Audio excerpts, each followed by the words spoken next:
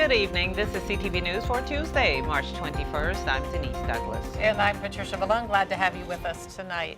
Well, as Republicans and Democrats wage budgetary battles from Capitol Hill to the state capitol in Annapolis, some local officials find themselves in the middle. Seat Pleasant Mayor EUGENE Grant is waiting to see how a number of issues, including health care, will play out.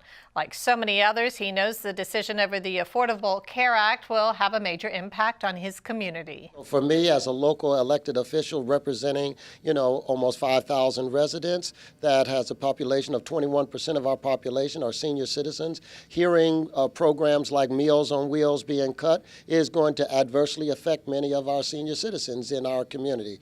We also need to make certain that money is appropriated for the regional medical center. We need to make certain that we're standing together and standing strong to ensure that the governor puts as a priority those dollars for our Prince George's Regional Medical Center for Prince George's County residents.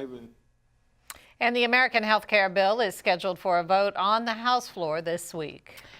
An emergency bill to create a Metro Safety Oversight Commission makes its way through the General Assembly. The Federal Transit Administration announced in February that it would hold millions in transportation dollars from Maryland, Virginia, and the District of Columbia until the three jurisdictions adopt an interstate compact to supervise safety on the rail system.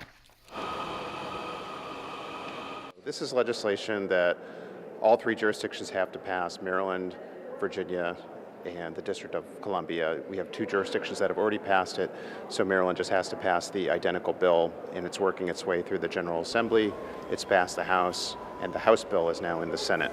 It would basically create a safety oversight board that has more teeth than the old system that we had. And this is something that the federal government has told us that we have to do, or we're going to be at risk of losing federal transportation funds. A hearing on House Bill 119, which establishes the Washington Metro Rail Safety Commission, was heard today in the Senate Finance Committee. Maryland Congressman Jamie Raskin has introduced a bill that would close a loophole on campaign contributions from foreign-owned entities. This comes as the FBI confirmed yesterday that it is looking into any connection between President Trump's campaign and the Russian government. Raskin's bill would prevent foreign organizations from pouring cash into the U.S. election simply because they have front firms registered in this country.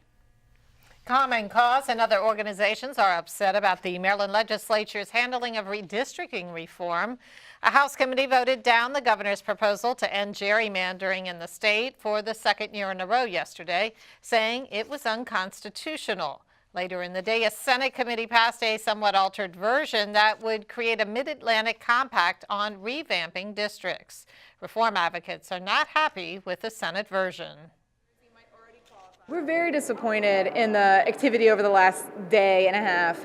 What happened is that incredibly strong substantive policy reform that was put forth by a bipartisan commission was killed in the House Rules Committee, and the Senate committee decided to instead move a piece of legislation that arguably will never take effect. So what we've really seen here is politics being put ahead of policy, and Marylanders are the ones who lose out.